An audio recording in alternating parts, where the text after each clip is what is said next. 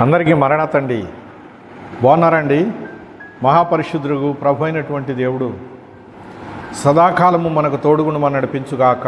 ఆమేన్. తోడుగా ఉండాలంటే ఆయన తలంపులు మనకు ఉండాలి కదండి. ఆయన వాక్యం మన హృదయంలో ఉండాలి కదండి.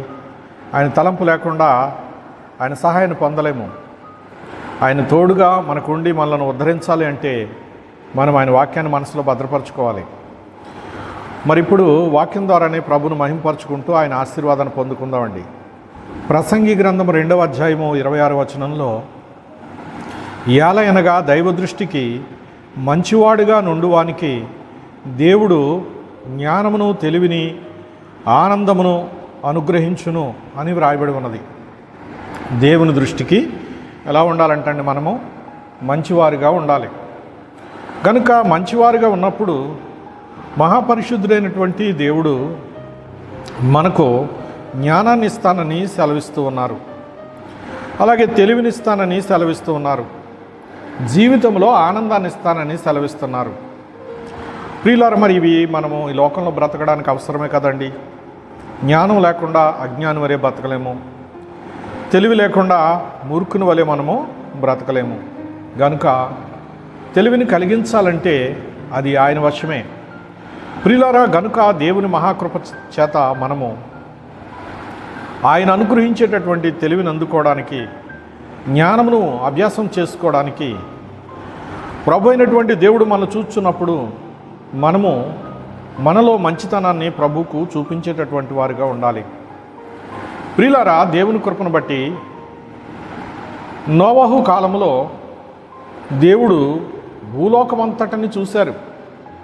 చూసినప్పుడు ఎక్కడ చూసినా బలాత్కారంతో నిండి ఉన్నది, ఎక్కడ చూసినా దుర్మార్గముతో నిండి ఉన్నది, ఎక్కడ చూసినా స్వార్థంతో నిండి ఉన్నది, ఎక్కడ చూసినా ప్రేమానురాగాలు లేవు, ఎక్కడ చూసినా దారుణమైనటువంటి దుర్భరమైనటువంటి సంఘటనలే కనబడుతూ ఉన్నాయి. ఇదంతా చూసిన మహాదేవుడు ఇక్కడ ఎవరైనా మంచివారు ఉన్నారా, నీతివంతులు ఉన్నారా అని దేవుడు పరిశీలనగా చూసినప్పుడు దేవుడు కోరుకున్న మంచితనము, దేవుడు కోరుకున్నటువంటి నీతి ఎవరు కనబడింది అని మనం గమనించినట్లయితే నోవహు గారిలో దేవునికి కనబడింది. ప్రియులారా, ఆయన వెతికినప్పుడు ప్రభు యొక్క మహత్తరమైన కృపను బట్టి ఈ ఒక్కడే ఉన్నాడు భూమి మీద. దేవుడు కోరుకున్న మంచితనం కలిగినటువంటి మనుష్యుడు. అందుకని దేవుడు ఈ మనుష్యునితో మాట్లాడి ఒక పని చెప్పారు. ఆయనలో ఉన్న విశ్వాసమును బట్టి, మంచితనాన్ని బట్టి దేవుడు చెప్పిన పనిని చేయడానికి నిర్ణయించుకున్నాడు. ఆ పని ఏమిటి అంటే, నేను భూమి మీద జలప్రళయం రప్పించబోతూ ఉన్నాను. ఆ ప్రళయంలో భూలోకమంతా కూడా మునిగిపోతుంది. మనుషులందరూ జలసమాధులుగా మారిపోతారు. గనుక నీతిమంతుడు, మంచివాడవైనటువంటి నీవు వారితో నశించిపోకూడదు, నీవు జీవించి ఉండాలి. గనుక నీవు నశించుట నాకు ఇష్టం లేక జరగబోవు సంగతిని నీకు నేను తెలియజేస్తున్నాను. నీవు, నీ కుటుంబం సంతోషంగా ఉండాలని చెప్పి దేవాతి దేవుడైనటువంటి ప్రభు ఆయనతో తన మనసులో ఉన్న మాట చెప్పినప్పుడు, దేవుడు చెప్పిన మాటను ఆయన నమ్మి ఓడను తయారు చేశాడు. ఆ ఓడలో నోవహు గారి యొక్క కుటుంబము ప్రవేశించారన్నమాట అండి.